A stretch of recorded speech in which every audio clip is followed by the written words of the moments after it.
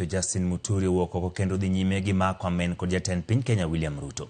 Kalose kar chung' e od bura, Muturi kawuono oseo piny owacho kuom chako chenro mag dongruok mathoth bang'e to ok tieki. Muturi mane twak e nyim komiti mar od bura mochung'ne jotich yango ni jotich mane tiyo e bwo bad migepe mag piny owacho mane oketh oko dhi riembi tich, kolero ni biro miyo gi tiegruok manyien kendo terogi e bede migepe mamoko mag piny owacho. None of the staff in the affected non-performing parastatals was to be retrenched. Even if there were to arise need for retrenchment, appropriate compensatory processes would have to be thought out. It may not be the right thing to do at this time, point in time, given our economic situation in the country. I think there may be need to either retrain or reskill those civil servants. I don't know whether there's something wrong with our psyche as a country. Because the chairman, I'm saying this because I've traveled around this country. And there's something that I know some stored projects which have been there for more than 30 years. I went to a place called Water in Makueni.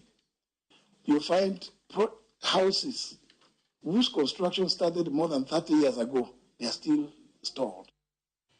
Kapod wantiere weche mag od bura en ni jo od bura wuok tung' mosuo kod migawo mar omenda kuom deko miyo jotich machon mag piny owacho omenda magi mag rutaya mago mag Aeri. Jokanyo mar komiti mar omenda wacho ni bad migepe mag piny owacho kod kuonde tiegruok mamalo nigi gowi maromo shillings bilion 54 mag jotich magi machon. Jadbura makarachuony Adipo Okwamo dwaro ni piny owacho bede kamiyo jotich machon omenda matin motenegi miyogi omenda mag rutaya. Chris Owino nigi ler.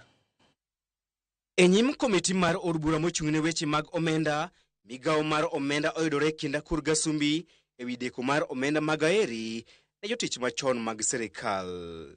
Jaod bura makarachuonyo Adipo Okwamo oseo migawo mar omenda kuom bete omenda mag Aeri mag jotich machon mag sirkal, ikini ma jotich machon mag sirkal to gwonyore gi pado ikini mathoth bang' dhi e rutaya. If you are a pensioner and you have gone home, no income, and somebody is sitting on your money, consigning you to the last moments of your life, people just take it easy, and Treasury doesn't really bother. Can you tell us, are you part of those consigning our retirees to death by sitting on their money?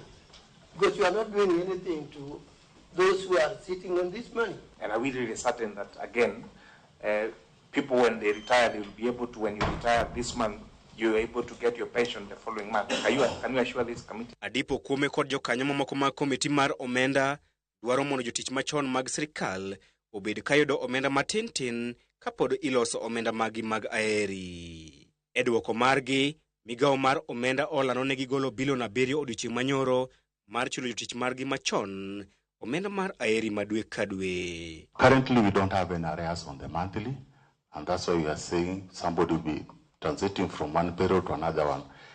The payroll of pension, we are up to date. The arrears are actually on their monthly payment. Jakom komiti mar omenda Kurie Kimani oyango ni bad migepe mag sirkal kuonde tiegruok mamalo kod sirkal mag counties nigi gowi mag Aeri mag jotich magi machon maromo bilion 54. The local authorities pension trusts, this is on county government, 8.8 billion shillings. University of Nairobi pension scheme of 2007, 8.3 billion shillings.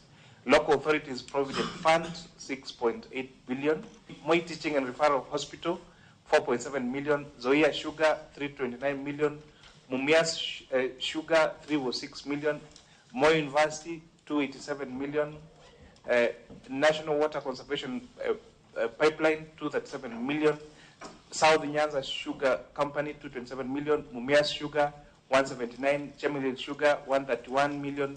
Rongo University, 78 million. E duoko margi, migawo mar omenda oyango ni gisechuogo aput moyiedhe madhi neno ni gope duto mag Aeri mag jotich machon mag sirkal utiek chulo e wang' sa. TS National Treasury established a multi-agency task force to look at the pension arrears that is owed by various county government and various institutions. The task force is still in progress, and we will be presenting our report that gives the arrears post-devolution and pre-devolution. E komachielo, jo od bura okwedo chenro moro amora mar duoko piny omenda mar NGCDF bang' Kuria Kimani wacho ni migawo mar omenda oduoko piny pok mar omenda mar NGCDF gi atamalo 50. Chris Owino, Ramogi TV, Nairobi. Jagoro maduong' mar Jubilee Jeremiah Kioni koro sewo piny owacho ma Kenya Kwanza